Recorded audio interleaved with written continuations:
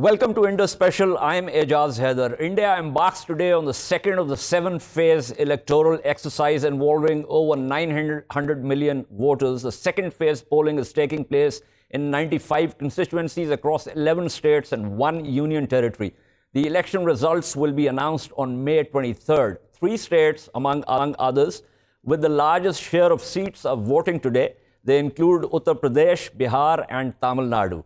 National political parties play only a minor role in Tamil Nadu. The state is dominated by two regional parties, DMK and AIA-DMK. Both parties have taken turns to form state governments, and national parties like the Congress and the Bharatiya Janata Party usually have had to form alliances rather than contest the seats themselves. What's different this time is that both parties are contesting without their iconic and controversial leaders. The first phase of polling saw a 69.43% voter turnout from 91 constituencies across 18 states and two union territories on April 11th. In 2014, the final voter turnout across 9 phases was 66.44%. Voting is also taking place in occupied Kashmir, where Syed Ali Gilani gave a call to people to boycott the vote. The disputed state has seen increasing levels of violence year on year since the Modi government came to power in 2014. Meanwhile, the ruling BJP has chosen Sadhvi Pragya Singh Thakur, an accused in the 2008 Malegaon blast, to contest as the BJP candidate from Madhya Pradesh, Bhopal, where former Chief Minister Digvijay Singh is the Congress candidate. Sadhvi Pragya is out on bail in the case, in which she was cleared under the Maharashtra Control of Organized Crime Act but faces other charges. Sadhvi Pragya, along with Lieutenant Colonel Prasad Shrikant Purohit, then a serving officer of Indian Army's military intelligence branch, came to represent what the Congress-led UPA government termed saffron terror after they were both charged in the Malegaon blast. On September 29, 2008, two motorcycles rigged with explosives exploded, killing 7 people and injuring over 100 in Malegaon in Maharashtra. Most victims were Indian Muslims. Indian analysts have described the selection of Sadhvi Pragya, who has just joined BJP, as a dangerous move that is not only polarizing, but attempts to mainstream Hindutva extremism and terrorism. Just weeks ago, a special court in Haryana let off Swami Simanand and 3 other accused in the 2007 Samjhota Express terror attack that killed over 70 passengers, mostly Pakistanis. Earlier, the Swami was also let off in terror attacks at Ajmer Dargah and Makkah Masjid. Earlier, a special public prosecutor, Rohini Saleyan, had come on record to say that the National Investigation Agency approached her to say that she should go soft in the Malegaon case after the BJP government took over. To discuss the Indian election and the mainstreaming by the BJP/RSS combine of Hindu extremism and terrorism, we have with us Professor Ashok Swain, who joins us from Sweden, Neha Poonia, who is our correspondent in Delhi, Lieutenant General Ghulam Mustafa, who is a former Corps Commander of the Pakistan Army, and Hassan Akbar, who is a director at Jinnah Institute. Neha, starting with you, since you are on the ground, what's the voting pattern like today? Earlier, it was said that about 30% voter turnout. Has it increased? Ejaz, it's not as robust as we saw in the first phase of polling, where there was nearly 70% turnout, but there's still a few hours left, so election officials are hopeful that more people will come to polling booths to cast their ballot, but so far things seem to have been peaceful. We did hear of an incident where a polling officer was killed in a blast in Odisha by Maoist rebels. There have also been instances of electronic voting machines once again malfunctioning in different parts of the country. So these sort of issues continue to pepper the Indian election. But more or less, it is supposed to have been a very peaceful day of polling. Like you said, the southern state of Tamil Nadu, of course, in key focus, because that's where regional allies play the role of kingmakers. Whoever comes to power there could possibly decide in the eventuality of a hung mandate, whether it's Mr. Modi's BJP or the Congress that forms the government here in New Delhi. So the analysts in India are generally referring to the fact, obviously in Tamil Nadu, that the two regional parties, they have always won the elections and have taken turns to form the governments. But this time they are without their iconic and somewhat controversial leaders. Do you think that's going to have an impact? You're right, Ejaz. As far as Tamil Nadu politics is concerned, it's always been personality driven. It's all been about the big leaders of the two parties, the DMK and the AIDMK, that have alternated power in that state for many, many years. Ms. Jai Lalita passed away. Then you had Mr. Karunanidhi of the DMK also passing away last year. And since then, there's been a vacuum of leadership in Tamil Nadu politics. And most experts say that this sort of vacuum may actually work to the benefit of these national parties, the BJP and the Congress, because under Jai Lalita's leadership, she didn't want to ally with the BJP, but since her demise, the AIDMK has now partnered with the BJP, and it is believed that the DMK, though, is the front runner as far as the race in Tamil Nadu is concerned. They've allied with the Congress, and the reason why these two parties are so important is because Tamil Nadu elects 39 of 543 parliamentarians in an Indian election, which is why if there is a hung mandate, if either of these parties, national parties, don't get halfway to majority, then this state could decide who forms the next government. In the past, we've seen parties in Tamil Nadu make or break governments. We've seen them withdraw support, and we've seen what happens then. And it's also important to remember, Ejaz, that Tamil Nadu is a curious state because it votes en masse, which means it's either support entirely for one party or the other. We're expecting that pattern to continue this time as well, despite the fact that its two iconic leaders are missing from the scene. So, two other important states with large shares of seats in Lok Sabha are Uttar Pradesh and Bihar. What is the news from there? What kind of voting pattern are we likely to see? That's an interesting question, Ejaz. I mean, especially Uttar Pradesh, again, another bellwether state. It elects 80 members of parliament. Last time, Mr. Modi's BJP swept that state, winning 70 plus seats. This time, though, they're facing a stiff contest from another regional alliance, this time by the Bahujan Samaj Party and the Samajwadi Party. And of the seats that are polling today, it's believed to be advantage regional parties. Many of these areas are Muslim-dominated areas. We've seen attempts to polarize votes, not just in the state of Uttar Pradesh, but in other parts of the country by BJP leaders as well. And in that regard, it is considered a sort of a short win in most of these seats for these regional allies by experts. Bihar, again, many of the states go to polls today. The BJP didn't win any in 2014. So another sort of area in that state where they're expecting to not do well, because again, these are Muslim majority areas. And like you said, these are all important states. Of course, parties want to start off on the right note, but traditionally, most of these areas are not BJP strongholds. So these are important things to consider. When Western UP voted in the first phase, that was considered to be advantage BJP. Eastern UP also will vote in May. That will also be advantage BJP. But in Muslim dominated areas, in minority dominated areas, the BJP not doing so well. So that seems to suggest that there is a lot of polarization. What is the news from up north in Kashmir?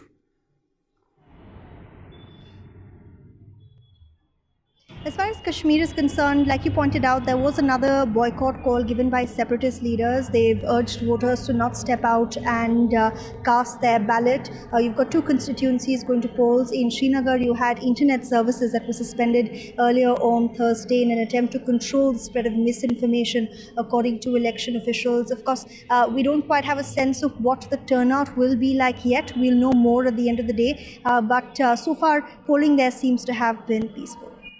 Thank you so much, Poonia, for speaking with us. She was speaking from the ground. Let me go to Professor Swain here. Professor Swain, I was looking at your Twitter handle, and interestingly, you have a pinned tweet which actually says that you are a practicing Hindu, but then explains, because that's the article that you wrote, why you are opposed to Hindutva extremism and politics. Could you give us a sense of what the argument there is? That piece is sometimes just to argue that why the Indian diaspora or Hindu diaspora abroad has been quite anti-Muslim in India. And I think I'm trying to explain that though I grew up in India, a part where it is mostly Hindu or almost all Hindus. I came from a upper caste family. I have never gone through this kind of any exposure to multi-religious background, and also the kind of background I came from. Only when I came abroad, I realized that how to be difficult to live as a minority, even you living in a country like Sweden. And even I'm living like, I'm a professor here, still I do feel that a minority, you have problems. So if as a diaspora, as a Hindu diaspora who is living abroad, when they are so sensitive about their own minority rights abroad, why they do support a majoritarian party in India which goes against the minority rights? That's what the main gist of my article. Yeah, absolutely. So can you give us a sense of India after 2014 and what we have seen in terms of attacks on the minorities, and a very large minority at that also, which is the Indian Muslims, what we have seen happen in Kashmir, and the fact that, as I said in my introduction, that someone who is still on bail has been accused of terror attacks, has now been given a ticket to actually fight against one of the strongmen of Madhya Pradesh. What kind of message do you think the BJP is putting across here? The message has been loud and clear, and particularly message is loud and clear, particularly for the people, those who don't really follow Indian politics carefully. But it was loud and clear in 2013 when BJP selected a person like Modi to be their prime ministerial candidate. Modi is not new to the people, those who have been following Indian politics. Modi has been the so-called Hindu Hriday Samrat after being accused of killing 2,000 Muslims in a riot in Gujarat. And everyone knows that. The world knows it. And the world had kept him, not giving him visa. He was a person non grata to the most of the Western developed democracies for most part of the time. But then when he came under a mask of development or bringing good days, or what you call the Achhe Din in India, I think the people, those who supported, even some of the liberals, some of the so-called liberal economists supported it, I think they just whitewashed his past and they thought that he will change, which I think absolutely ridiculous.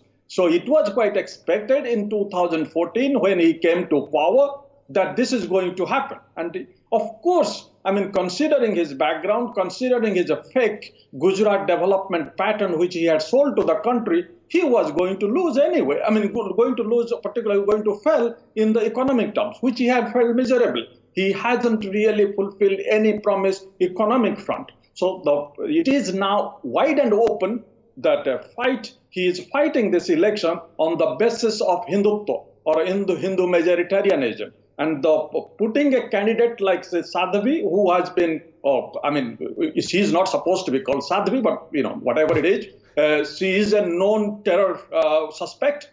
Still, terror cases are against her.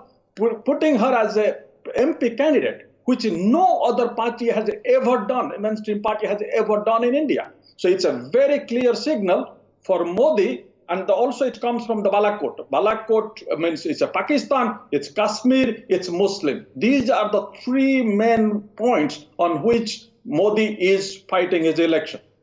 Professor Swain, you said something very interesting and very profound with reference to your own background as an upper caste Hindu who did not understand inclusiveness until you went abroad and studied, and now you've been teaching in Sweden. And when you become a minority, that you realize how important inclusive liberal democracy is supposed to be. Now, India is going through a democratic exercise, but the exercise is clearly illiberal rather than being inclusive.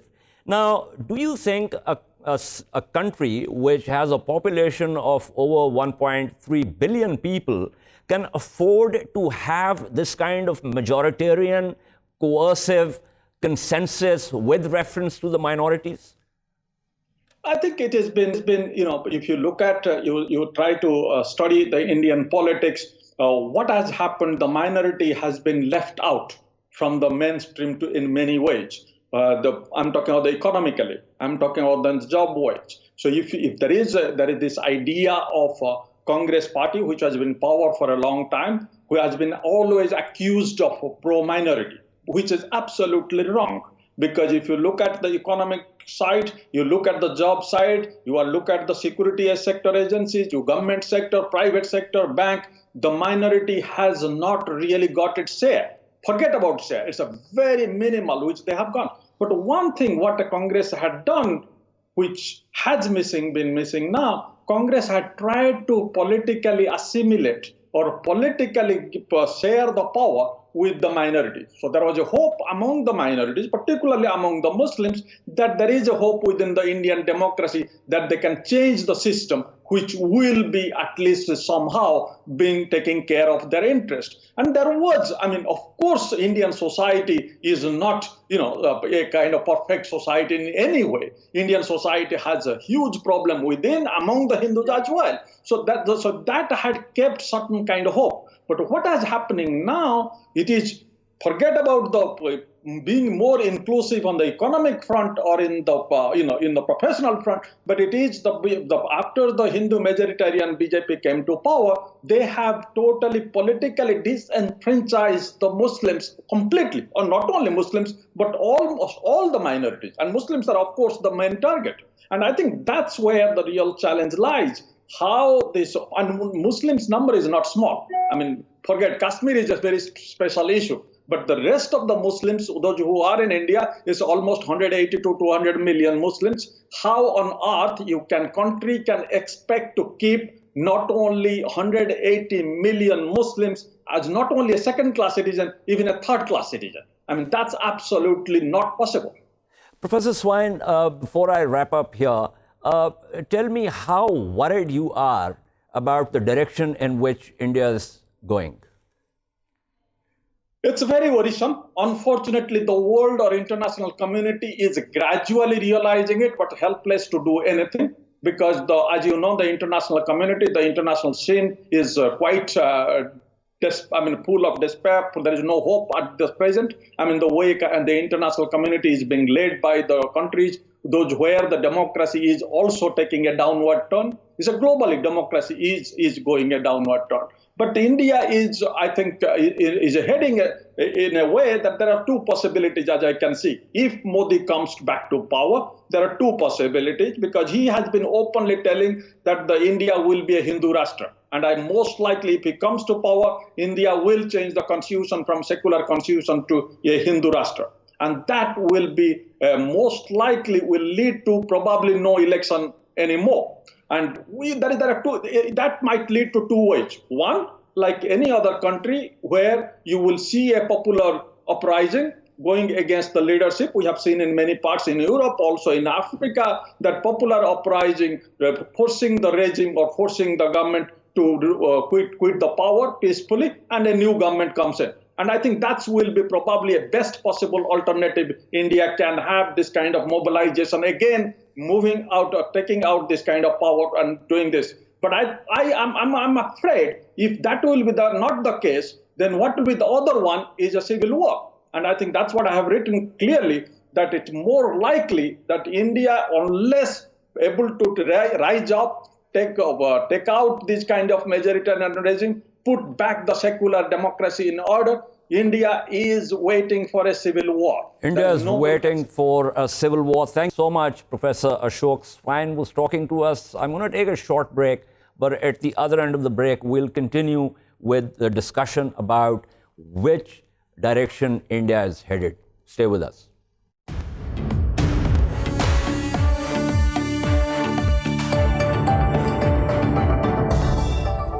Welcome back to Indus Special. We're discussing the Indian election, a democratic exercise, but a democratic exercise that is obviously going by what?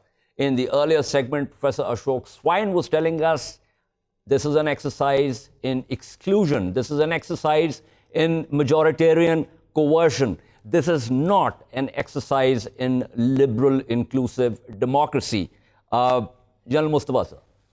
I must appreciate Professor Ashok for whatever he said. As Modi took over way back in 2014, I had written an article and I got a lot of flack from the Indian readers of that. And I had written that Modi versus India is what we are now going to witness. And my main theme was that Modi is going to lead India to further divisions which already exist there. That very fine thin veneer of so-called secularism is already worn off and the rest was already there. Now what Professor has said is very remarkable in two ways. One, that unlike Pakistan, where I think we continue to criticize everybody on God's earth, the extreme viewpoints have never taken over. Yeah. Whether it is extreme right or extreme left, they've never taken over. Not possible, not here in Pakistan. Number two, at the national level, as it is true at the provincial level, there is a sense of what you call taking the country along to a particular direction. We may like or may dislike it. Unlike that, in India, there are two things which again stand out from whatever is happening there. One is that extreme views are now dominating. And because of that, like Professor said and you said too, there is a very big exercise which actually is excluding all those people who made India what it was supposed to be by their forefathers. A secular state where everybody will have a kind of a share. And that is where India thought they will be able to, if you go back to with the Congress ISC first meeting and the minutes, and they said that this Pakistan is an unnatural state. And some point in time, either will break up or we'll do that.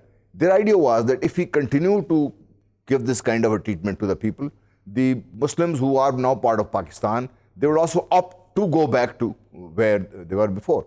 And as a matter of fact, we are thanking Quaid-e-Azam for creating Pakistan. Modi and his team have actually now given this kind of a sense to people here in Pakistan that, God forbid, had Pakistan not come into being, where would we be right now at this time?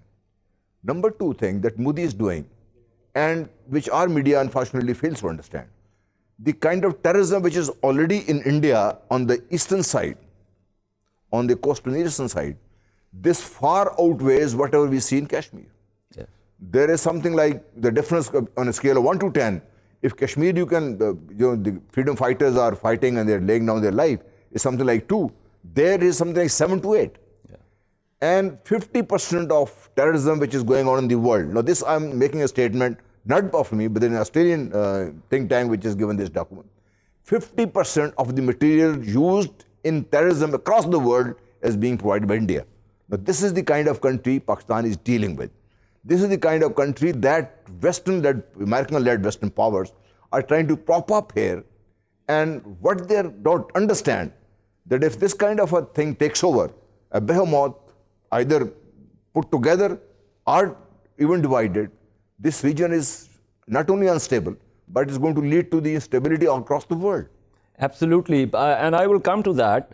In fact, I also want to talk about this entire thing about the military rounds, because Modi was obviously relying very heavily on that. But unfortunately for him, the Pakistan Air Force dashed those hopes. I'll come to that. But Hassan, Sadhvi Pragya, a known terrorist, a terrorist suspect, and as I said, Rohini Salyani also said that she was asked by the NIA to go soft on the Malegaon blast prosecution. In our case, when some of our right-wing parties tried to contest the elections, the Election Commission of Pakistan refused to register them. Now, Pakistan is constantly accused by India of being, quote-unquote, an extremist state, whereas the facts completely belie that accusation. And as a matter of fact, what we are witnessing in India, we see that that's a charge that needs to be slapped on India. That's true, Ejaz.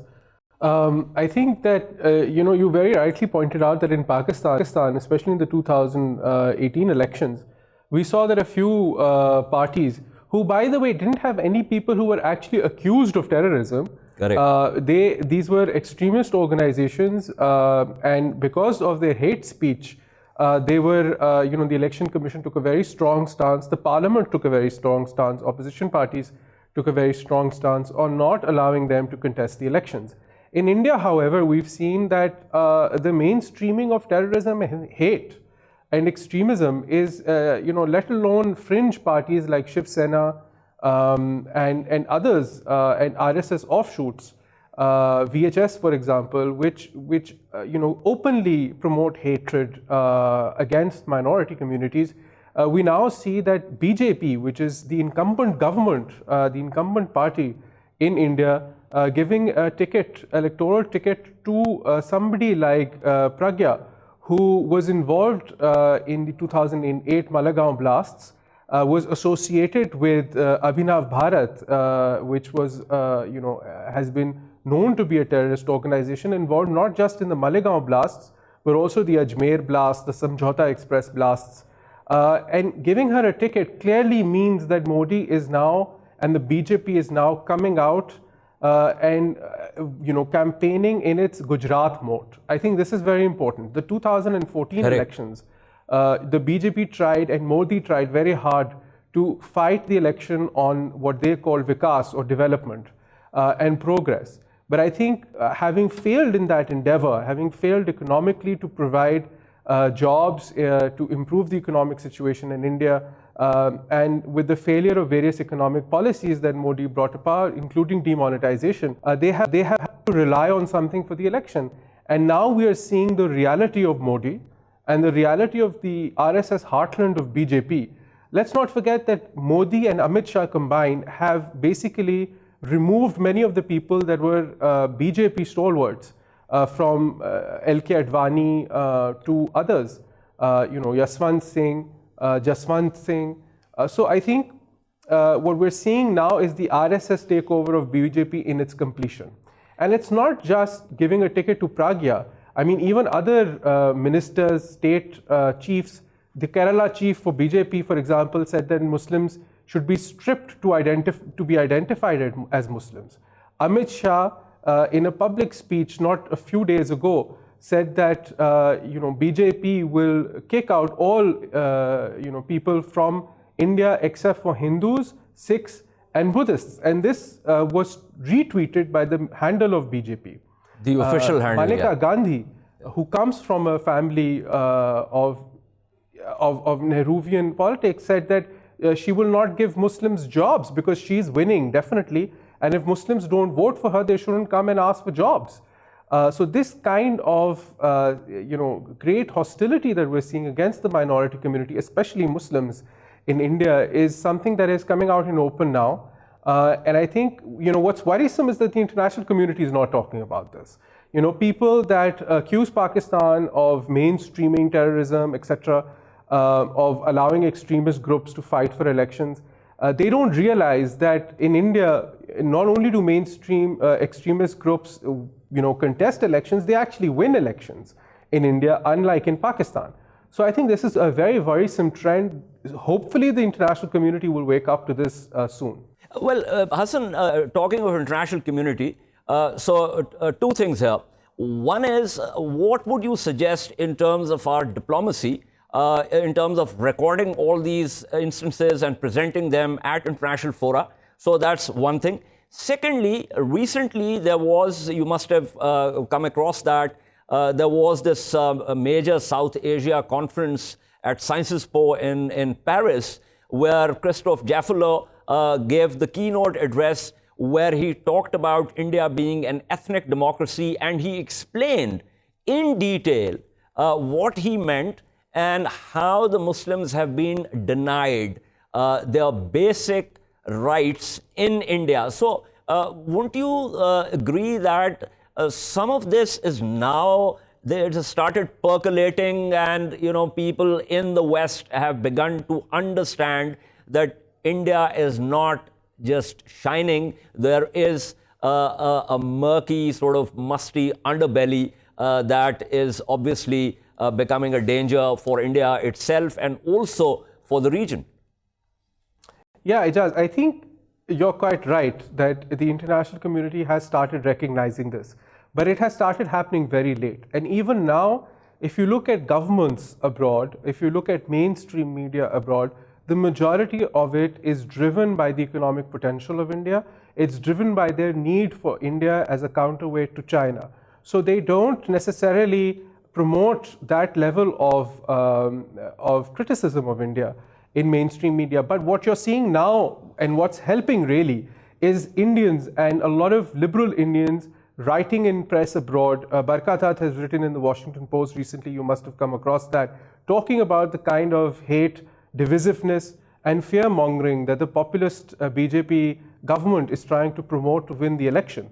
And I think that is speaking now to the international community, which is waking up to the reality of what's happening within India. On what Pakistan can do, I think there are two areas where we have loci standing. The first is Samjhauta Express. I think we've really been at fault in not exposing the level of inefficiency in Indian justice system, in taking on and providing a solace to those Pakistani victims of the Samjhauta Express who were burnt alive as a result of saffron terrorism.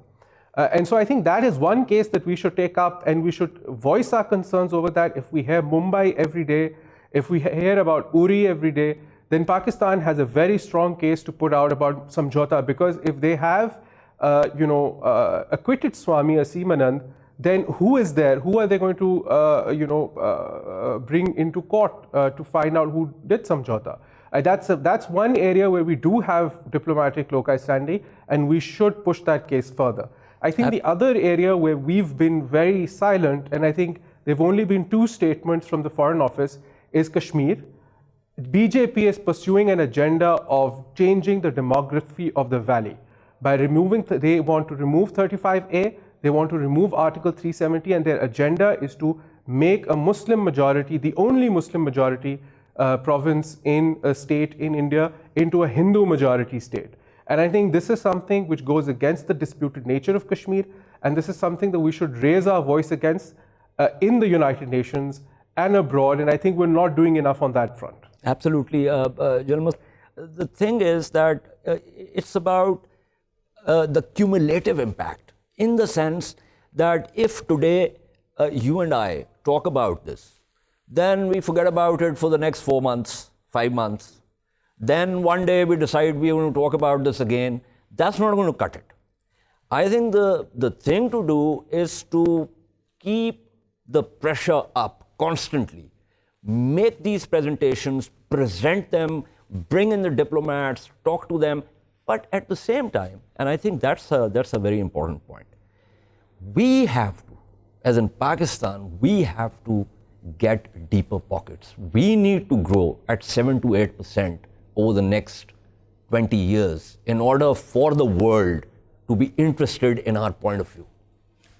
That's absolutely right. There is another thing that I would like to add to what you said. That is the kind of politics that is being followed in Pakistan. Unfortunately, within and when you go abroad, we have taken this messy situation outside everywhere in the world. Unlike India, I recall Advani, when he went there to England as an opposition leader, even asked certain question, he refused. He said, I'm here as an Indian, not an Indian politician. Unlike that, we have taken our mess, whether in England, America, wherever you go, diaspora, which could have been very, very useful to us, has gone there. Number two, because of this divisive politics, within Pakistan, we are not focused on the long-term national policies. Few things could have been, like in India, I mean, Congress came into power when Manmohan Singh came up with the economic policy, and they continue to follow that with some variations. And the result is that at a certain level, India was showing a lot of progress. And that Pakistan doesn't have that kind of a thing. And like that, I mean, whether it is Kashmir, whether it is what India has done. You talk of Bombay, I have been, at least right from day one, I've been very sure of what it was. What happened in Uri, I was very sure of what it was. India has yet to provide a concrete proof to implicate Pakistan. Whereas within Pakistan, somehow, because of our defensive mentality and because we have somehow or the other refused to take our case abroad and persevere with whatever we think. The perseverance, as you said, absolutely lacking because of divisive politics. We think that what, let's say, PPP did, probably that was totally wrong, we'll not do that. But when it comes to national level politics and national level issues, I think that is where our national leadership must understand that you can't just have changing your policies every 2 years. I have no problem. Politics is always messy. Fine. Politics is always messy. There are differences within Pakistan. You can, voice them as much as you want. But once you are facing the external world, that is when you have to present yourself as a Pakistani, not as part of this or that or the other party. That's exactly. That is the sum of it. That I'm saying that when you talk as a Pakistani, I mean, you're taking your case abroad. Yeah. What are you taking abroad? One, that Pakistan is being interfered with, and just to point out, and this is a fact I'm telling you, after Pulwama, Pakistan has been subjected to something like over 137 attacks. Some of them have been successful. Most of them have been foiled. Why? Who did that? I also know for a fact, and very difficult to, of course, source out, that Ajit Doval Sahab, immediately after Pulwama, dished out $9 to $10 million to create this kind of situation. Pakistan actually has a case, the strongest case as of now, and we are not taking it apart anyway. Ghulam Mustafa, here's the thing. We need to present evidence. We need to, for instance, in Gawadar, right? You get people off the buses, you line them up, you shoot them. This is execution. Who has done that? Clearly, there is a lot of evidence that we have of these groups being funded and trained, being housed on the soil of Afghanistan. They're linked to elements in the NDS. They're linked to elements in RNAW. This is the kind of stuff, and we already have one guy. Of course. But my point is that we need to have a concerted effort to push, these facts abroad. That is where I mean, we have been the weakest. We have a case, and a very strong case with not one proof. I know there are many other proofs available with the government of Pakistan, and not from today. They have been with the government for the last 40 years. So we must put them across. Of course, sometimes that might compromise, some essentials of intelligence. We don't have to do that, but there is still a lot that can be done. Thank you so much, General Ghulam Mustafa, for giving us your perspective. This is all for today. We shall see you tomorrow. Until then, it's goodbye.